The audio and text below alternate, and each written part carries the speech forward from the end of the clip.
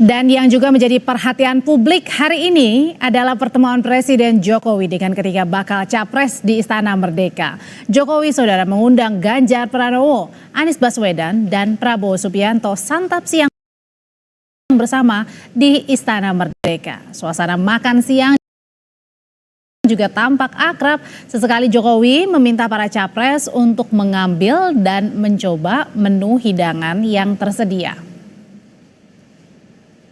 Kurang dari sepekan sejak pendaftaran Prabowo Gibran, Presiden Jokowi mengundang 3 bakal calon presiden ke istana. Benarkah ini salah satu upaya presiden untuk menjawab sorotan soal netralitas karena putranya maju kontestasi?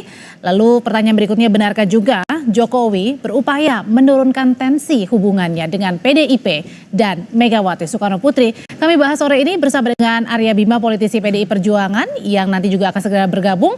Ada juga Andre Rosiade, juru bicara tim pemenangan Prabowo. Dan juga hadir di studio ada Adi Praitno, Direktur Eksekutif Parameter Politik Indonesia. Sore Bang Andre, Mas Adi, apa kabar?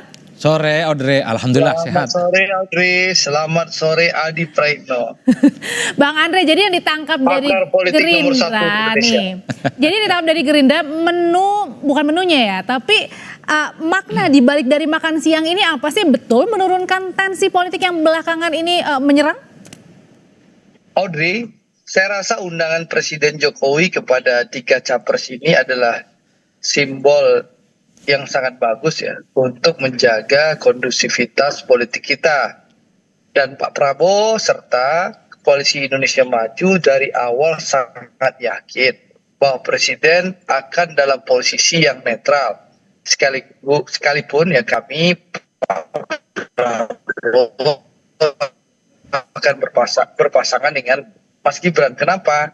Karena kami yakin Presiden itu berdiri di atas semua kepentingan dan golongan. Karena beliau seorang negarawan yang kita tahu mengutamakan kepentingan bangsa, dan itu juga sudah disampaikan oleh Presiden secara terbuka. Dan patut kita apresiasi pertemuan hari ini kan mengkonfirmasi. Tapi artinya ada kekhawatiran nggak sih makanya harus makan siang, Bang Andre?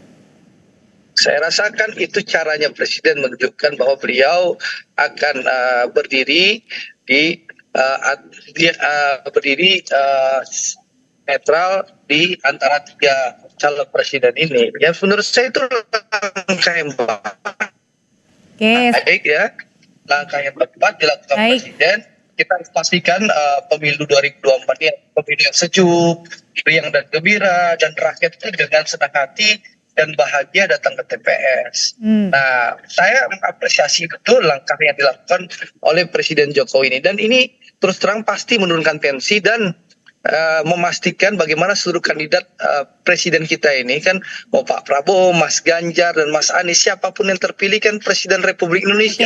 Presiden kita semua, Audrey. Jadi saya rasa ini langkah yang tepat, apalagi besok juga akan disusul pertemuan antara Wakil Presiden Kiai Ma'ruf dengan 3 orang cawapres. Saya rasa ini perlu kita apresiasi langkah pemerintah yang sangat tepat, sangat baik untuk menjaga kondusivitas politik Indonesia. Dan menurunkan tensi ya kalau kata Bang Andre. Bang Andre sambil diperbaiki saluran komunikasinya, saya mau ke Mas Adi. Mas Adi, ini sebenarnya menurunkan tensinya ini apakah berarti artinya bukan kebetulan dong 1 minggu pada saat terakhir pendaftaran capres Pak Prabowo dan juga Mas Gibran, kurang dari 1 minggu bertemu makan siang?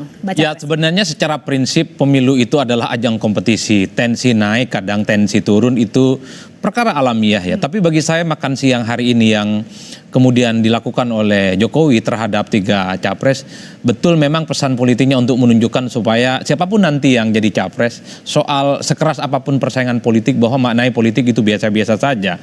Dalam konteks itu saya kira tidak ada perdebatan itu. Yang kedua, yang paling penting sebenarnya Pak Jokowi itu ingin memberikan satu sinyalmen politik bahwa Pak Jokowi itu nggak cawe-cawe. Pak Jokowi itu tidak condong ke salah satu capres tertentu.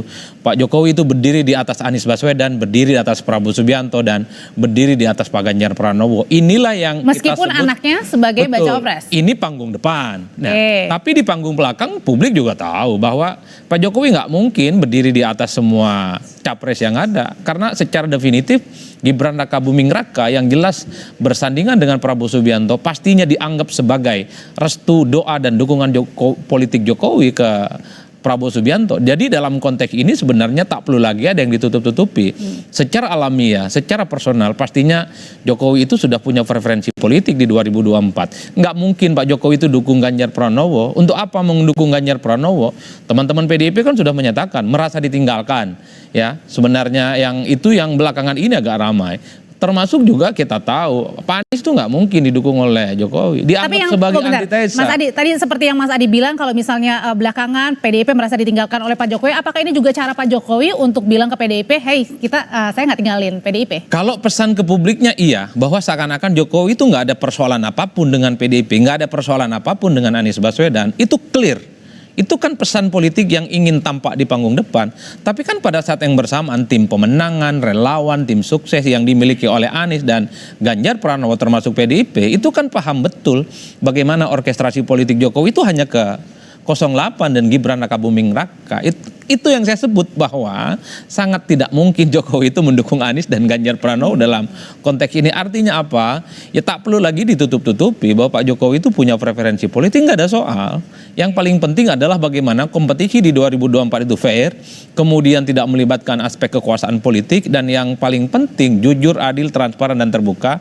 Di atas segala-galanya netralitas aparatus sipil negara itu menjadi penting untuk tidak cawe-cawe dan menjadi instrumen untuk kemenangan politik tertentu. Semua orang mengkonfirmasi, hakul yakin 100% Pak Jokowi nggak mungkin bisa berdiri di atas semua capres ini. Nah, tapi pertanyaan selanjutnya adalah ketika publik menanyakan di mana nih baca cawapresnya, kenapa nggak ikut makan siang dengan presiden? Tapi sudah dijawab katanya besok akan makan siangnya sama wapres Pak Maruf. Ya sebenarnya kalau boleh jujur, semua orang publik itu berharap pertemuan hari ini juga dihadiri oleh bakal calon wakil presiden. Di situ ada Muhaimin Iskandar, Pak Mahfud MD, dan juga Mas Gibran Rakabuming Raka. Biar nyaman, biar oke, bahwa yang bertanding itu bukan hanya soal capres, tapi juga cawapres menjadi variabel penting. Kenapa ramai pilpres kita menuju 2024? Karena variabel bakal calon presiden ini yang menentukan. Ketika Mas Gibran jadi kontestan bersandingan dengan Prabowo, disitulah kemudian dinamika politik menuju 2024 kan naik. Kalau pendukungnya Prabowo misalnya, atau orang yang melihat Prabowo Subianto itu hanya maju dengan Erick Thohir atau Erlangga Hartarto, tidak akan seramai ini pembicaraannya. Itulah yang saya sebutkan, variabel bakal calon presiden itu adalah variabel menjadi kunci, karena itu dianggap sebagai replika atau wajah lain dari politik Jokowi di 2024. Overall bagi saya pesan politiknya adalah makan siang ini supaya kondusif pemilu. Oke, kita apresiasi bahwa Pak Jokowi itu berdiri di atas semua kalangan. Oke, kita apresiasi, meski pada saat yang bersamaan tak boleh satupun yang menganggap bahwa di panggung belakang orang juga meyakini Pak Jokowi nggak mungkin berdiri di atas semua orang. Tahan dulu sampai di situ Mas Adi. Saya juga mau tanyakan ke PDI Perjuangan, ada Mas Arya Bima yang sebentar lagi juga akan bergabung bersama kita. Tapi saya mau tanya dulu ke Bang Andre. Jadi besok ini confirm ya Bang ya, kalau misalnya ada makan siang juga kali ini baca wapres bersama dengan wapres. Ya, kalau kita mendengar keterangan dari para kandidat capres, memang besok direncanakan akan ada makan siang kandidat cawapres dengan Pak Kiai Ma'ruf ya, Wakil Presiden Republik Indonesia kita, itulah. Ya kita tunggu saja. Tapi menurut saya tadi yang disampaikan Adi bahwa ini langkah yang baik, langkah bagus, kita syukuri bahwa netralitas itu bisa terwujud. Tentu harapannya bukan hanya panggung depan ya Adi, tapi bagaimana ya seluruh aparat yang ada bisa berjalan netral tanpa perlu berpihak, dan itu sudah disampaikan oleh Presiden berulang-ulang kali, termasuk kepada seluruh PJ Gubernur, PJ Wali Kota, dan PJ Bupati. Karena harapan itu juga disampaikan loh Bang tadi oleh Mas Anies dan juga Mas Ganjar di sana. Ya, saya rasa semua kontestan pasti menginginkan hal yang sama. Seluruh peserta pemilu mengalami yang sama, karena kami sudah pengalaman 2 kali pemilu, Audrey. Kita merasakan betapa sulitnya kalau pemilu itu tidak netral, gitulah.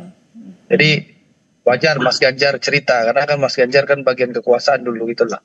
Jadi jadi menurut saya